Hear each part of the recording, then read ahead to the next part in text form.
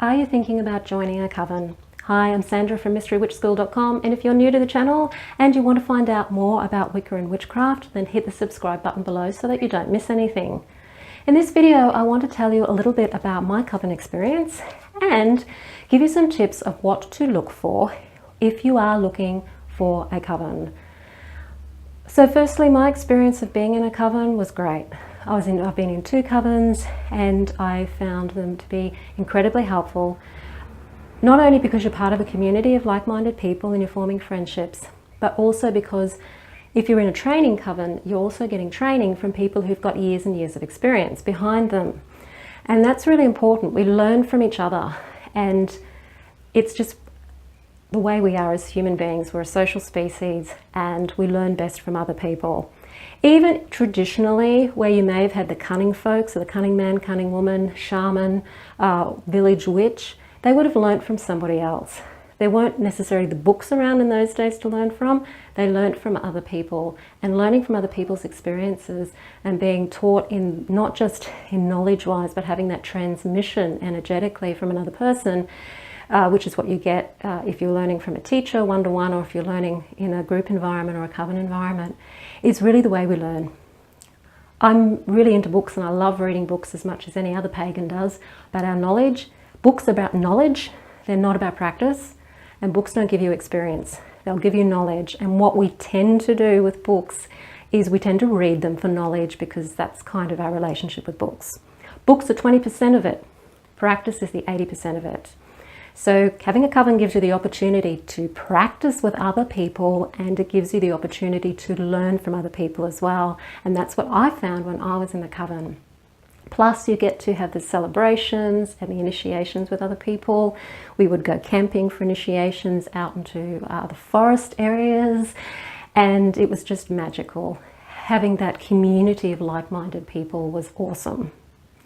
So first thing to think about if you are wanting to join a coven is why you're wanting to join a coven.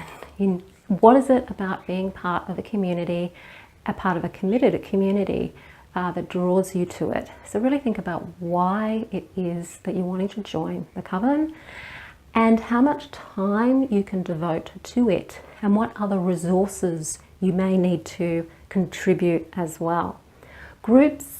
In order for groups to function, they need people turning up in the group.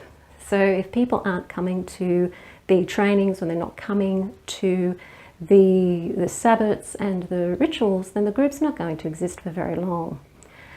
Running a group costs time for the people who are running it, and it costs money to a certain extent as well. And it depends on what kind of materials you use and how elaborate your rituals are as to how much the expenses are going to be. So be prepared to contribute something to the running of the group.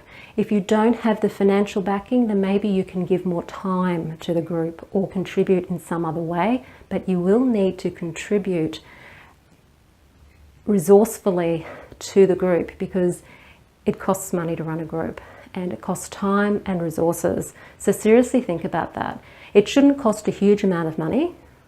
It could be anywhere from $2 a week or $5 a week or something, but it needs to be, you need to be aware that there may be some financial contribution that you will need to contribute. So think about that and how much time you have to commit, because it's a commitment. It's like being part of a family, and it is a real commitment. So if you're not able to attend the rituals, if you're just doing it as a casual thing, then maybe a coven isn't right for you. The next thing to look at with a coven is who the leadership are. Now there's different types of covens these days. Because of the lack of covens and how difficult it can be to find a coven, a lot of people are forming covens themselves because they're wanting to work with a group of like-minded people and do group work, and that's fantastic. And if you find a coven that's like that, that's great, if that's the type of coven you want to work with. Be aware that the people sometimes who start these covens may not necessarily have a lot of experience behind them. They may still only have book knowledge behind them. They may not have a lot of years of experience behind them. They're just running it because they're a good runner, they're a good facilitator, and they're running a group for the benefit of being able to work together in a group. So if that's what you want, and if that's okay for you, then that is fantastic. And those groups are really great groups to have around. Very, very helpful to have communities to work with. If you're wanting to train, if you're wanting to learn and develop, especially if you're doing a lot of know thyself, self-development work, or you're wanting to work with more knowledge, then you need to find a coven where the people who are running it have experience. They've got Coven Experience and they have a lot of years experience behind them in doing the magic. They've made the mistakes, they can tell you the disaster stories, and they know how to run a coven because they've been in one, at least one, and they know how a coven set up, how a coven runs.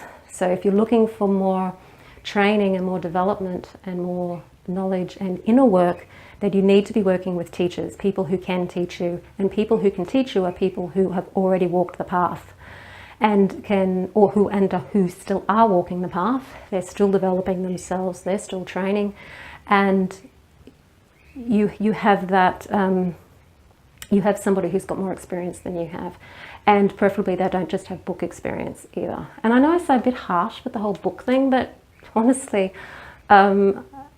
in 28 years of experience, I know books are 20% of the path. They're 20% of the knowledge. The gnosis comes from doing, and it comes from life experience. And some people may not want to listen to that or hear that. That's okay. You can tune out. The truth is, you need to have some practice behind you, knowledge behind you. You need to have stuffed up a few times, and be able to help other people along the path. So that's really something to think about if you're joining a coven. Who are the leadership? What experience do they have? If they're claiming lineage, if they're saying, oh, we're directly related through our lineage to Gerald Gardner's first coven or the Sanders covens, make sure they can prove it. And the way they prove it is actually by showing you who the people were all along the way. Now, of course, they can make that up too.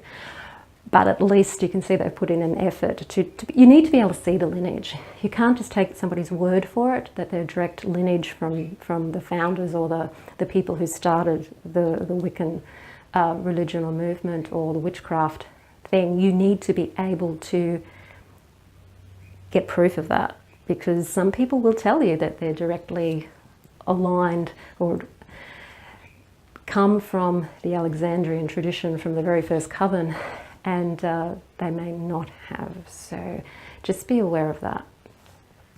Another thing to look for is training programs. So is it a training coven? What's the training program? Is it weekly lessons? Is it how do they train you? What do they do? What do they specialize in perhaps? What's the training program? How are you going to be trained? What are you going to get out of it knowledge-wise? Also look out for coven structure. Are they a coven that works with a degree system, or are they more just initiation and then that's it, there's no more degrees, you just participate and learn along the way? What kind of structure would suit you? Some people aren't structured people, and so you might look for a coven that maybe doesn't have a lot of structure, or you may want to be very structured. You may want to go through and have people teaching you in a very structured fashion.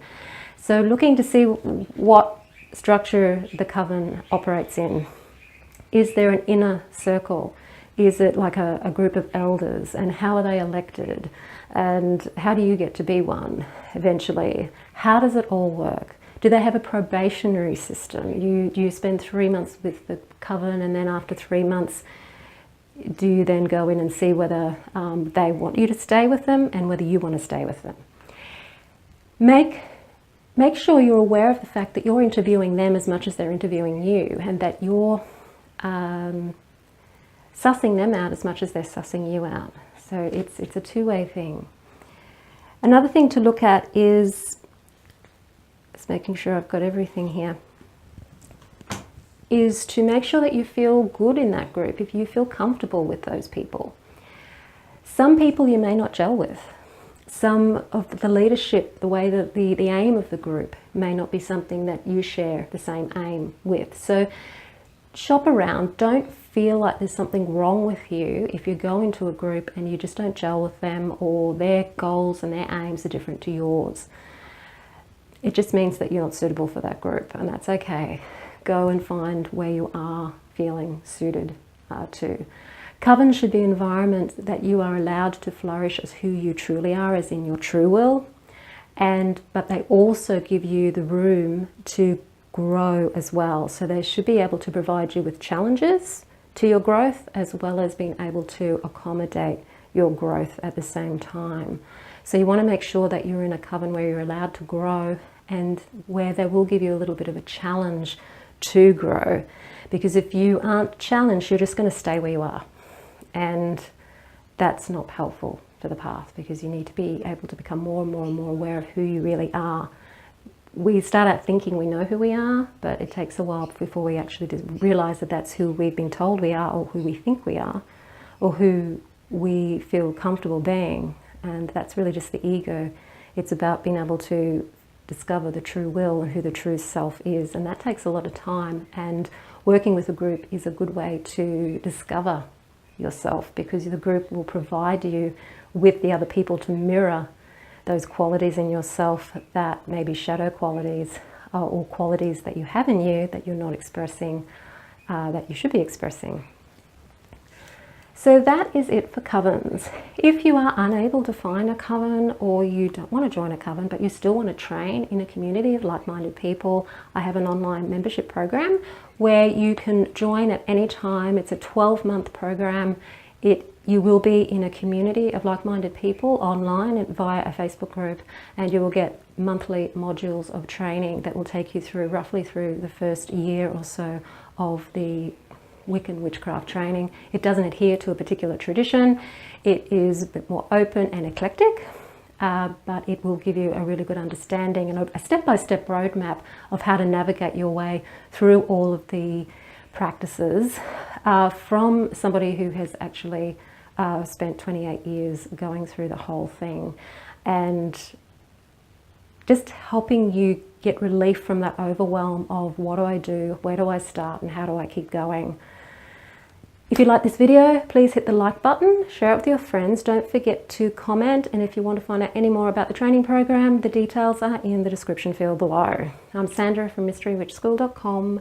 Blessed be, I'll see you on the next video.